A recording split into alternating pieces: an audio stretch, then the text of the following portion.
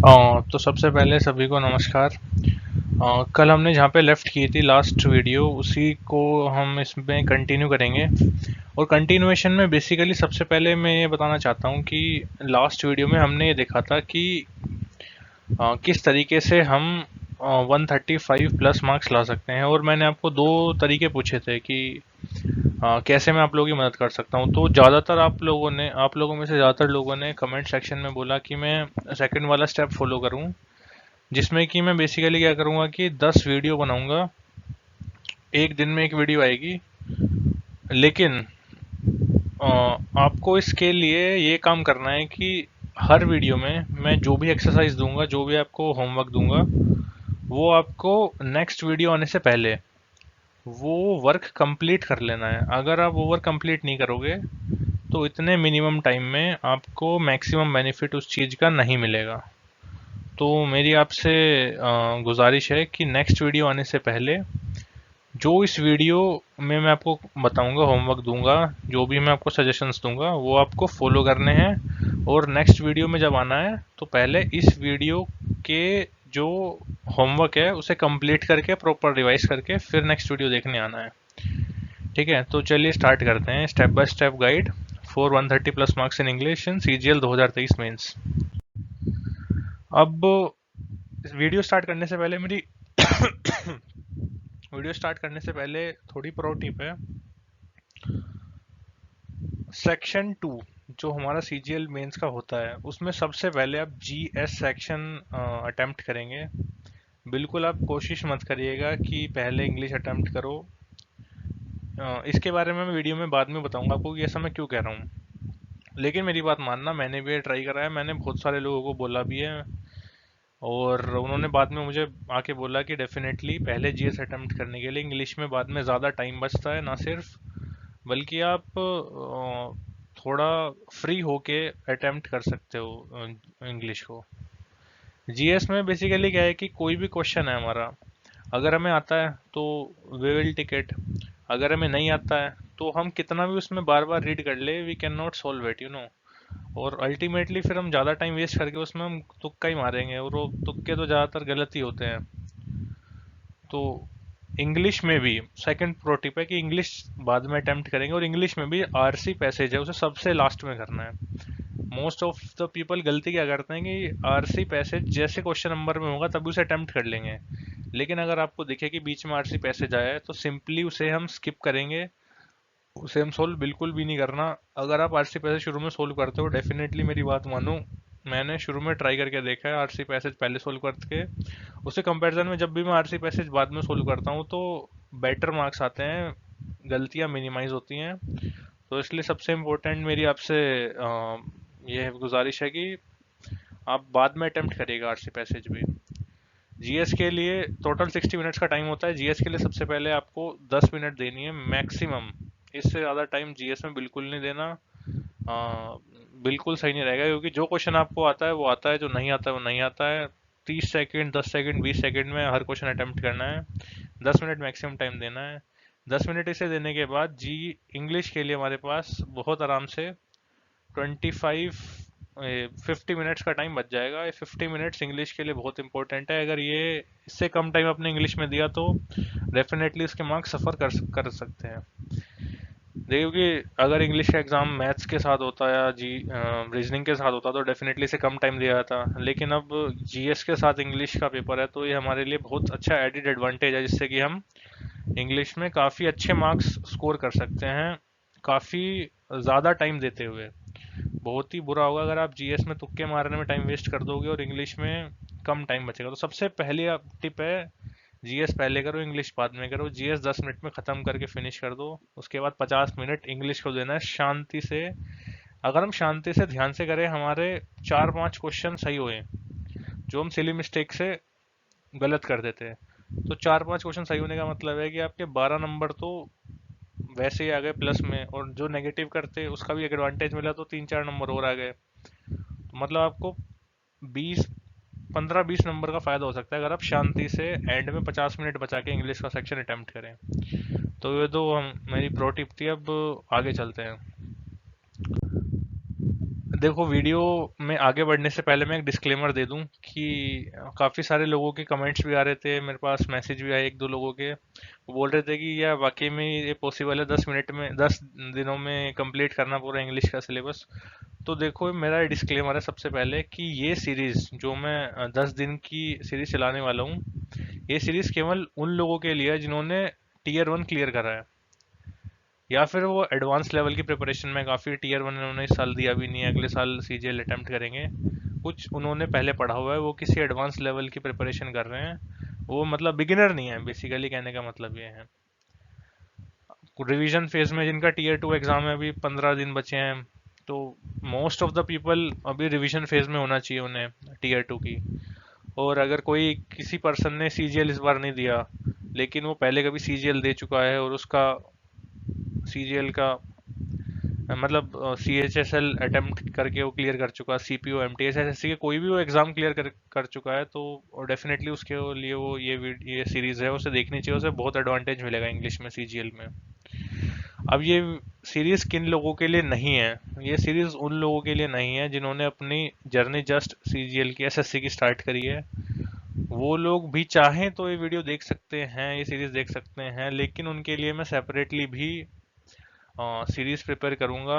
उसकी स्ट्रेटेजी में सीजीएल के टीयर 2 के बाद, इस वाली सीरीज को खत्म होने के बाद 10 दिन की, मैं मोस्ट सर्टेनली वो सीरीज भी स्टार्ट करूंगा और उसमें की भी मैं वीडियोस डालना शुरू कर दूंगा, जिससे कि जो बिगिनर्स हैं, काफ़ी लोग कमेंट सेक्शन में फ़ोन पे ही बोल रहे थे कि हम बिगिनर्स हैं, हम अपना कैसे करें।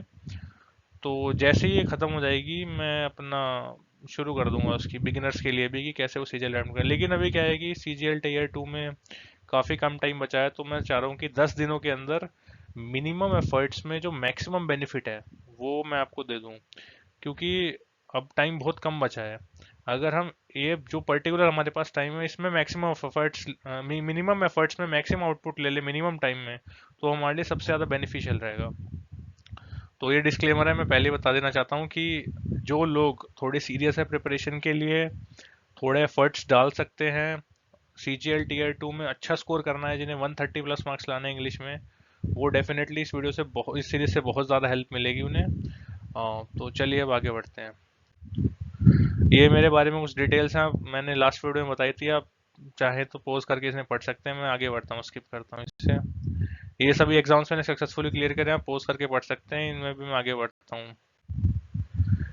इंग्लिश में मेरे सब मार्क्स आए हैं पुराने एग्जाम्स में, आपके भी आएंगे, बस आपको जो मेरे द्वारा स्टेप्स हैं, दिए गए स्टेप्स हैं, वो फॉलो करना है, कोई बड़ी बात नहीं है, काफ़ी इजी रहेगा आप लोगों के लिए भी। अब देखो करना क्या है, ध्यान से मेरी बात सुनो। सबसे पहले पेपर में हमारे 45 क्वेश्चंस आएंगे इंग्लिश के पेपर में। अब इन 45 क्वेश्चंस, देखो अगर मैं आपको बेसिक से पढ़ाऊं तो अभी इतना टाइम है नहीं, आपको भी पता है।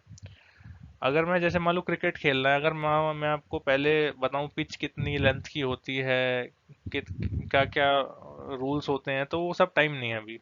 अब यह सीधा बैटिंग स्टार्ट करने का टाइम, ठीक है? तो डायरेक्टली हम जंप करते हैं पेपर पे, अटैक कैसे करेंगे हम।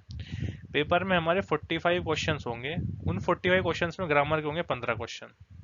ग्रामर के 15 क्वेश्चन के बाद होंगे वोकैब के 10 से 12 क्वेश्चन, कॉम्प्रिहेंशन के 12 क्वेश्चन, और पैराजंपल के 5 से 6 क्वेश्चन। ये मोटा मोटी टीयर 2 के हर पेपर का एनालिसिस रहा है लास्ट ईयर का, सीजीएल वाइज का। 2 मार्च, 3 मार्च, 6 मार्च और 7 मार्च, ये सारे पेपर मैंने पूरी तरह से देखे हैं, मैंने दिया भी है पेपर इनमें से एक शिफ्ट का। तो यही पैटर्न रहा है उनका, 15 क्वेश्चन, 10 से 12 क्वेश्चन, 12 क्वेश्चन, 5 से 6 क्वेश्चन। अब देखो, इस वीडियो में मैं सबसे पहले जो सबसे इजी टॉपिक है इंग्लिश का, वो है कॉम्प्रिहेंशन मेरे हिसाब से। तो इसे डिस्कस करते हैं। तो सबसे पहले सबसे इजी टॉपिक कॉम्प्रिहेंशन, इसके 12 क्वेश्चंस आते हैं। अब जो ये 12 क्वेश्चंस हैं, ये मैं सबसे इजी क्यों बोल रहा हूँ? सबसे इजी इसलिए नहीं है कि ये अटेम्प्ट करना आसान है, अटेम्प्ट करना भी आसान है, मैं आपको बताऊंगा उस मेथड से। तो लेकिन मैं इसे सबसे इजी इसलिए बोल रहा हूँ क्योंकि इसके लिए आपको एग्जाम से पहले जो एफर्ट्स डालने हैं वो बहुत कम है।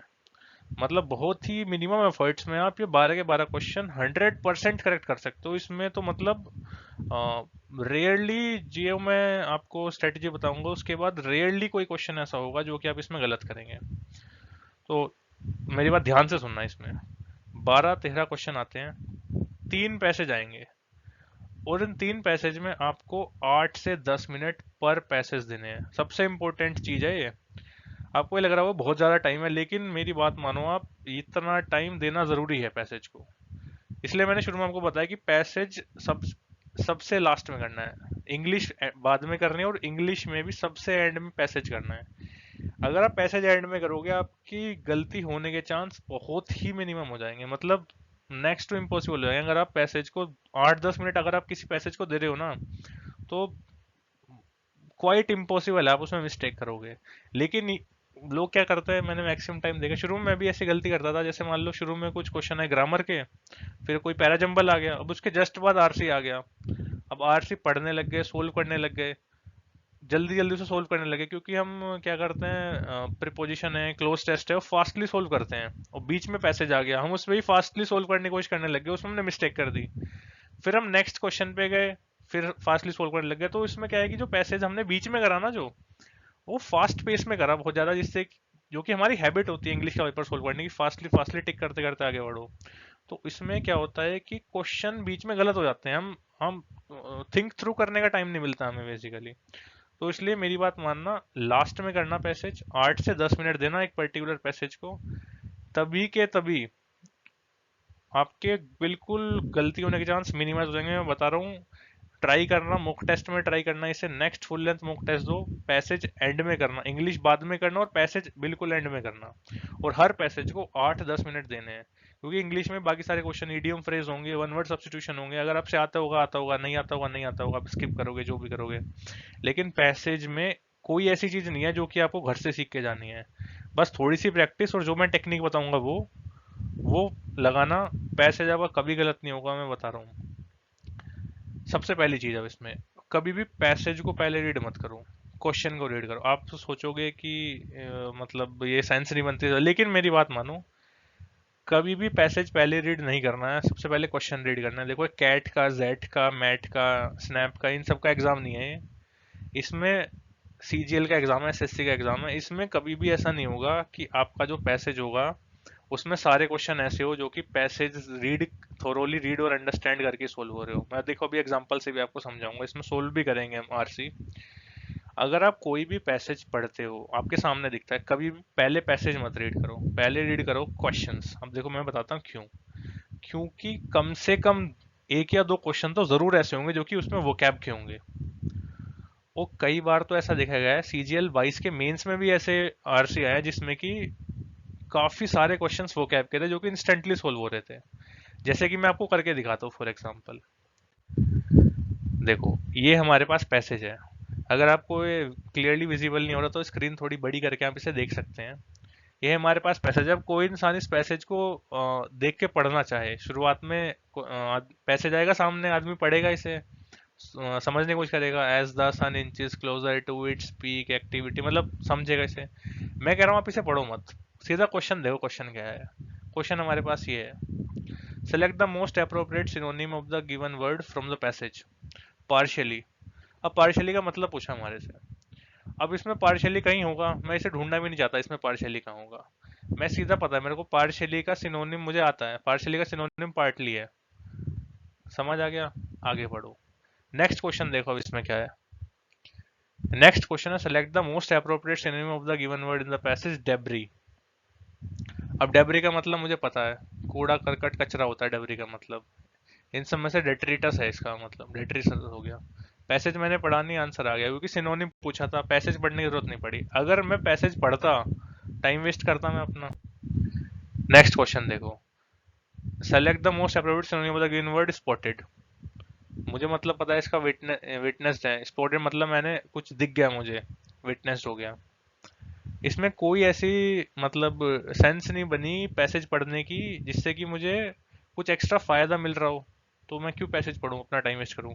और ये एग्जैक्ट क्वेश्चन सीजीएल 2022 में आरसी में आया है, फिर से दोबारा आ सकता है। तो इसलिए मेरी ये वाली चीज सबसे पहली बात ध्यान रखना, पैसेज पहले नहीं पढ़ना, पहले पढ़ना है क्वेश्चन। और सबसे पहले क्वेश्चन पढ़ते हुए जो वोकेबलरी के 2-3 क्वेश्चन आएंगे, एक दो क्वेश्चन आएंगे, वो सीधा सोल्व कर दो। उनमें सोचो ही मत कुछ भी, सीधा सोल्व करो उन्हें, आगे बढ़ो। इसमें ऐसे नेक्स्ट क्वेश्चन देखें, most appropriate synonym of the word peak. अब पीक का मतलब मुझे पता है, पीक का मतलब होता है किसी चीज का टॉप मोस्ट पॉइंट, और जेनिथ को भी टॉप मोस्ट पॉइंट कहते हैं। बाकी देखो बॉटम, पॉइंट, ग्लैंस, इनका मतलब ही नहीं बनता कुछ, जेनिथ है इसका आंसर।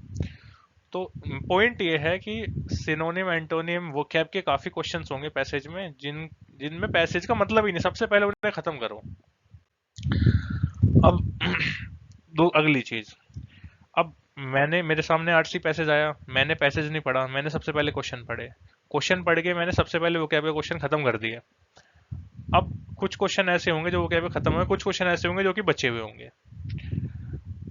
अगला, next look at other questions, read and understand the question completely. अब जो क्वेश्चन वोकैब से अलग है उन्हें पढ़ो।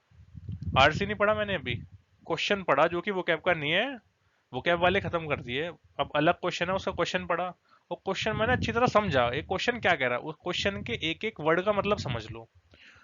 आप क्वेश्चन के वर्ड्स का मतलब समझोगे ना, उससे आपको पूरा आइडिया हो जाएगा क्वेश्चन क्या है। पूरा टाइम देना है पैसेज में, पैसेज हड़बड़ी में बिल्कुल भी नहीं करना। सबसे बड़ी मिस्टेक ये होती है, पैसेज को देखते उड़ाने की कोशिश करते हैं लोग, पैसेज ऐसे उड़ के गलतियां होती हैं।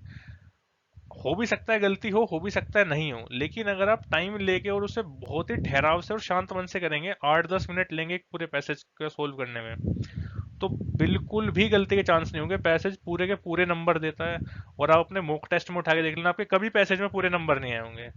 जब आप उसे शांत मन से सोल्व करोगे घर बैठ के एनालिसिस करके, तो आपको लगेगा ये तो बहुत आसान सी चीज थी, मैंने गलती कर दी। अगर आप शांत मन से हो रहे, बिल्कुल गलती नहीं करोगे। सबसे पहले वोकैब के क्वेश्चन निपटाए, उसके बाद हमने जो क्वेश्चन वोकैब के नहीं थे उनको ध्यान से पढ़ा, बिल्कुल बिल्कुल ध्यान से पढ़ने के बाद फिर हमने फिर उसे समझा। अगला स्टेप है कि जो वर्ड्स उस क्वेश्चन में लिखे हुए हैं उन वर्ड्स को पैसेज में ढूंढो कहीं।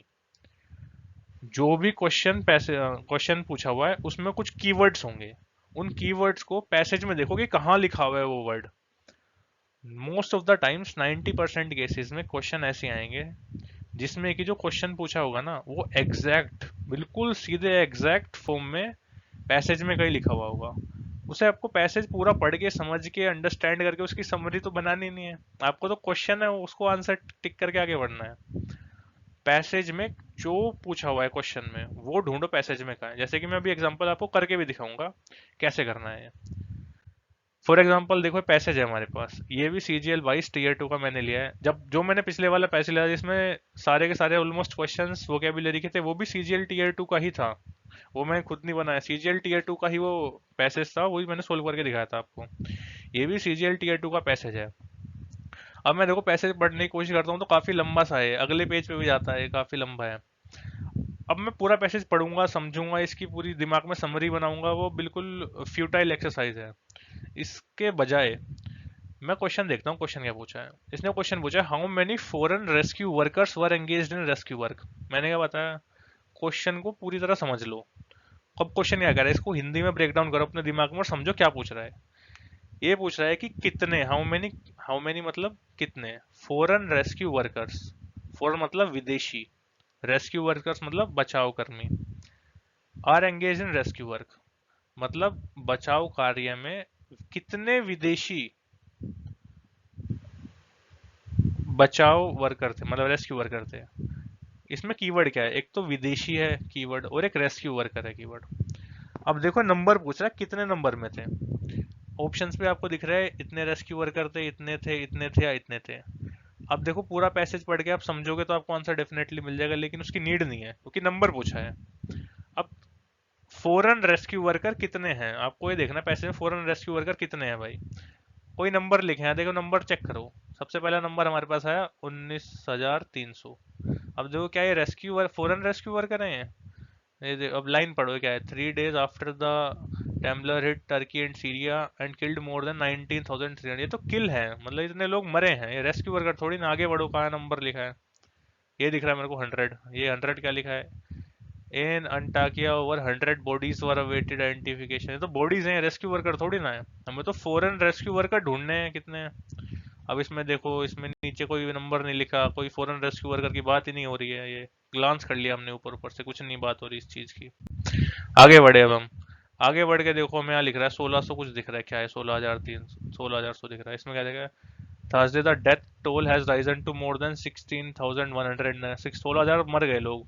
तो डेथ टोल है, हमें क्या ढूंढना है, फॉरेन रेस्क्यू वर्कर। याद रखना, फॉरेन रेस्क्यू वर्कर ढूंढने तो है नहीं है।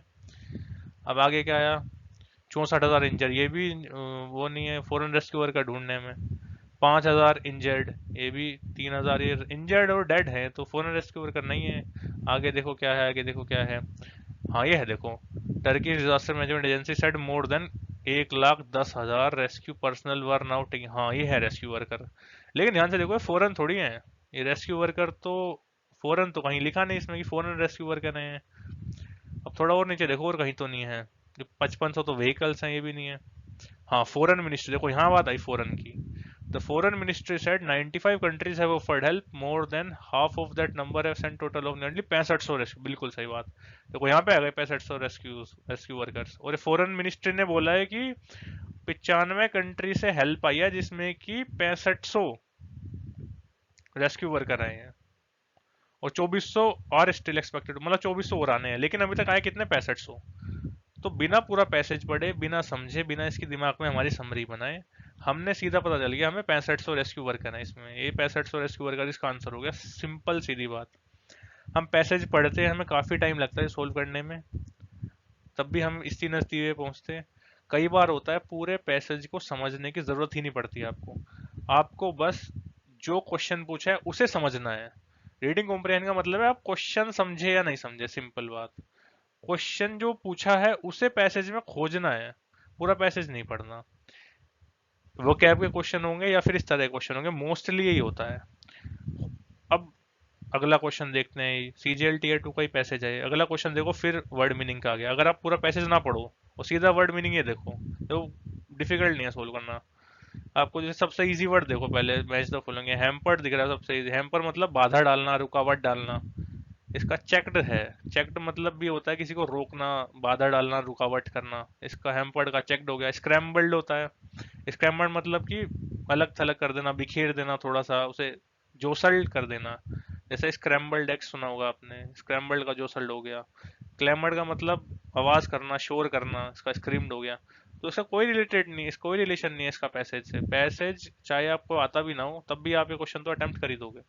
तो देखो हमने अभी तक कोई पैसेज बिल्कुल मतलब समझा नहीं पैसेज में क्या लिखा है, लेकिन तब भी हमने दो क्वेश्चन बिल्कुल सही आराम से कर दिया, ठंडे दिमाग से सोच के। पैसेज को हम 3-4 बार ग्लैंस कर सकते थे अगर हमारे पे टाइम है, तो 8-10 मिनट है तो कोई दिक्कत नहीं हुई, कोई गलत नहीं होगा अभी आपका पैसेज, ये मेरी गारंटी है। इस तरीके से लोगे।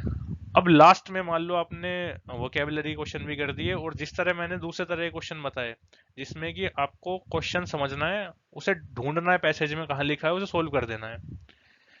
लेकिन कई बार ऐसा होता है, कभी कभार किसी किसी पेपर में कि यार थोड़ा टफ बनाना हो पेपर, या कोई शिफ्ट मुश्किल करनी हो, या कभी नॉर्मली भी कोई आसान पैसेज हो, लेकिन उसमें भी कई बार ऐसा क्वेश्चन आ जाता है जिसमें कि आप कोई वो क्वेश्चन आप सोल्व नहीं कर सकते जब तक आप पूरा पैसेज पढ़िए समझ ना लो।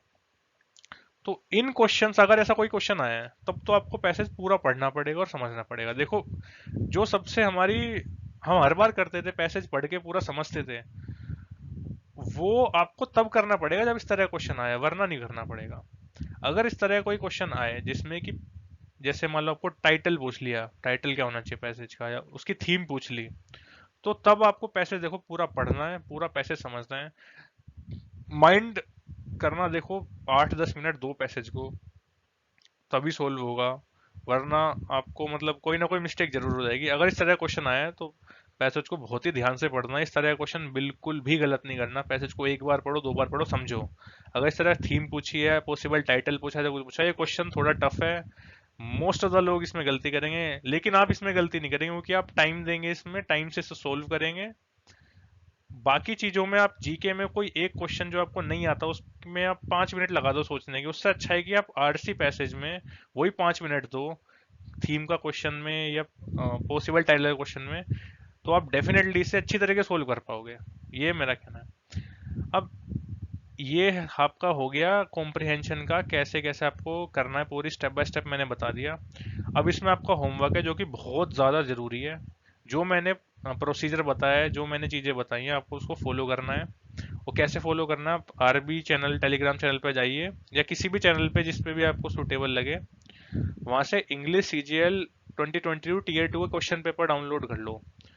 2, 3, 6 और 7 मार्च को 4 शिफ्ट में पेपर हुआ था सीजीएल टायर 2 22। उसमें इंग्लिश के पेपर पीडीएफ फॉर्मेट में होंगे, जहाँ से भी आपको मिल जाए। आरबी चैनल पे आराम से मिल जाने चाहिए पीडीएफ में, वरना नहीं मिले अगर आपको तो मुझे बोल देना, मैं डिस्क्रिप्शन में डलवा दूंगा। इसमें आपको क्या करना है, हर एक शिफ्ट में 3 पैसेज आए होंगे आरसी के, तो टोटल 12 पैसेज हैं। ये 12 के 12 पैसेज आपको सोल्व करने हैं। नेक्स्ट वीडियो देखने से पहले ये 12 के 12 प्रॉपर सोल्व हो जाने चाहिए, एक एक क्वेश्चन करना चाहिए। जो मैंने तरीके बताया उस तरीके सोल्व करो। सबसे पहले वोकैब के क्वेश्चन अटेम्प्ट करो, सारे सोल्व कर दो।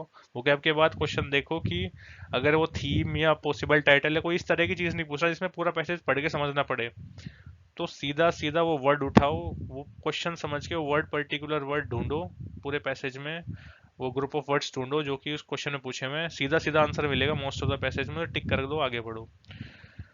तीसरी चीज, अगर फिर आपको टाइटल पूछा हुआ है, थीम पूछा हुआ है, इस तरह की चीज पूछो कि इनमें से कौन सा स्टेटमेंट गलत होगा, तो इसमें आपको थोड़ा ज्यादा अंडरस्टैंडिंग बनानी पड़ेगी, तब पैसेज पढ़ो थर्ड स्टेज में। पूरा पैसेज फिर पढ़ के समझो, फिर सोल्व करो। ये प्रोसीजर फॉलो करना है आपको। और सबसे इंपॉर्टेंट बात, पैसेज सोल्व करने में पूरा टाइम देना है, लास्ट में सोल्व करना है। 8-10 मिनट देनी है हर पैसेज को। 5 मिनट से कम में तो कोई पैसेज सोल्व करना ही नहीं है। 2 बार चेक करो, 3 बार चेक करो, सारे क्वेश्चंस कंप्लीटली सोल्व कर देगी नहीं, क्योंकि आप क्लोज टेस्ट में अगर आप 5 मिनट भी लगा दोगे ना अपनी, तब भी जितना आपने टिक कर दिया वो सही होगा। सही होगा एक बार में कर दिया है, गलत ही होगा। बार बार 3 बार सोचने से वो सही नहीं हो जाएगा गलत आंसर। लेकिन पैसेज में आप 2 बार 3 बार कोई चीज सोच के सोल्व करोगे ना, बेटर रिजल्ट पे पहुंचोगे आप। कभी भी गलती नहीं होगी, मिनिमम चांस हो जाएंगे गलती के, इतना टाइम दोगे इस चीज में, ठीक है। तो ये मेरा कहना था। अगर ये सोल्व करने के बाद आपको कोई भी डाउट आए, ये 12 पैसेज जो मैंने दिए सोल्व करने के बाद कोई भी डाउट आए, आप उसकी फोटो खींच के मुझे भेज दो, हम डाउट सेशन में उसे डिस्कस कर लेंगे। व्हाट्सएप नंबर है ही, मैं सब स्लाइड में दिया हुआ था पहले, या फिर कमेंट सेक्शन में आपको कोई डाउट पूछना है आप डाउट पूछ लो। एक डाउट सेशन रख लेंगे, इसमें जो भी आपको अनसिन पैसेज में, जो भी आरसी में, जो भी पैसेज में जो भी डाउट्स होंगे मैं सोल्व कर दूंगा आपके, ठीक है। मॉक टेस्ट लगाते रहना, इतना ही करना है बस आरसी में, इससे ज्यादा कुछ नहीं करना। आप कोई भी बुक उठा के उसे ऐसे आरसी प्रैक्टिस करने लगो, बिल्कुल बेकार एक्सरसाइज है, फालतू में करोगे। सबसे बढ़िया है फुल लेंथ मॉक टेस्ट लगा रहे होंगे वो लगाते रहो, टेक्स्ट बुक के या ओलिव बोर्ड के जोन से भी लगा रहे हो, सारे क्वेश्चन लगाते रहो। जैसे ही आप जो मैंने बताया बस इतना कर लो। ये 12 क्वेश्चन आरसी के आपकी जेब में होंगे, इसके अलावा कुछ भी नहीं करना आरसी में। 45 में से 12 क्वेश्चन 100% सही होते हैं, 100% सही होने चाहिए। केवल यही करना है जो बताया, इसके अलावा कुछ नहीं है, इसमें कुछ भी नहीं है। बस सबसे इंपॉर्टेंट चीज टाइम देना है, मैक्सिमम टाइम देना है इन्हें। सब चीज में से टाइम काट के इसे देना। सेक्शन 2 में इतना टाइम होता है कि आदमी 5-10 मिनट बैठे ही रहता है खाली, वो आरसी को देना है, वो आरसी से नंबर बढ़ाने उसमें। मैं भी हमेशा ऐसा करता हूँ, आपको भी ऐसा ही करना है। अब अगला टॉपिक है हमारा वो कैब के 12 क्वेश्चन आते हैं। अब देखो 45 क्वेश्चन थे, 12 क्वेश्चन आरसी के हो गए, 12 क्वेश्चन अब वो कैब के। देखो मैं पढ़ा नहीं रहा अभी कुछ आपको, लेकिन जो चीजें बता रहा हूँ, जो मैंने फॉलो करी, आप भी फॉलो करोगे डेफिनेटली आपके भी स्कोर इंप्रूव होंगे। बस जो मैं एक्सरसाइज बताई है, पुराने टिकट के क्वेश्चन सोल्व करना और मॉक टेस्ट लगाना, वो बहुत जरूरी है। अगर आप वो नहीं करोगे ना तो सब बेकार है, फिर कुछ फायदा नहीं होगा। अगला टॉपिक है वो कैब का हम डिस्कस करेंगे डिटेल में नेक्स्ट क्लास में। लेकिन उससे पहले सबसे इंपॉर्टेंट चीज, एक बुक आती है ब्लैक बुक, आप सबको पता होगा। जिन्हें नहीं पता है, ब्लैक बुक अमेजोन पे या जो भी आपके आसपास बुक शॉप हो उससे खरीद लो। इसके बिना वो कैब नहीं होनी। चाहे आप नीतू सिंह मैम की बढ़िया किताब है प्लिंटो पैरामाउंट, सब पढ़ते हैं, मैंने नहीं पढ़ी है, लेकिन ये जरूरी है, ये आपको करनी है। इसमें मैं बता रहा हूँ क्या करना है। आप ब्लैक बुक खरीदोगे, ब्लैक बुक उसको खोलो, सबसे पहले इंडेक्स आएगा सामने, आपको दिख रहा होगा। इस इंडेक्स में देखो, ये मेरी वाली ब्लैक बुक है, इसमें मैंने जो जो पढ़ा हुआ मैंने टिक करा हुआ है। आपको नेक्स्ट वीडियो से पहले क्या करना है, ये थोड़ा जूम करके है, आपको नेक्स्ट वीडियो से पहले क्या करना है, आपका होमवर्क है। A2 B2 C3 और C7। A2 क्या है, देखो ये वाला top 200 most repeated one word substitution asked in SSC exams, ये पोर्शन कवर करना है। B2 है यही top 200 most repeated idioms phrases इन एसएससी एग्जाम्स। C3 है सिनोनिम, ये टॉप 100 मोस्ट रिपीटेड। और C7 है टॉप 100 मोस्ट रिपीटेड एंटोनिम्स। ये चारों चीजें बिल्कुल अच्छी तरह से कंठस्थ करके याद होनी चाहिए नेक्स्ट वीडियो देखने से पहले। ज्यादा मुश्किल टास्क नहीं है, आपने टीयर 1 क्लियर करा हुआ अच्छे तरीके से, बहुत ही इजीली आप इसे कर लोगे बिना किसी दिक्कत के। मैं बता रहा हूँ बहुत जरूरी चीज है, अगर आप इसे नहीं करोगे नेक्स्ट वीडियो देखने मत आना। आप अपने साथ गद्दारी कर रहे हो, आप पढ़ नहीं रहे, आप ध्यान नहीं दे रहे, मक्कारी करनी है आपको अगर आप ये बिना याद करे आए तो। आपने टीयर 1 निकाला, आप सीरियस एस्पिरेंट हो तो डेफिनेटली ये चीज याद कर लो, कोई बड़ी बात नहीं है। इनमें जो रिपीटेड वर्ड्स हैं मोस्ट ऑफ द वर्ड्स आपको आते होंगे।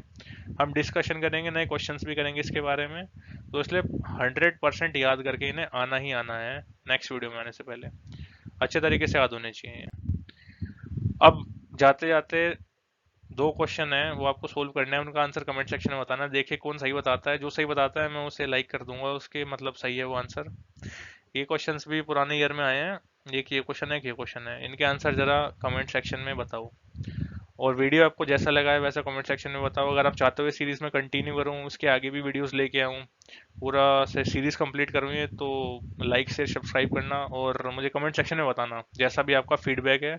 कोई इंप्रूवमेंट का स्कोप है तो वो भी बताना, मैं डेफिनेटली इंप्रूव करने की कोशिश करूंगा। कोई डाउट्स हो जो मैंने होमवर्क दिया उसमें, वो कंप्लीट करना। चलिए ठीक है, थैंक यू, बाय, जय हिंद।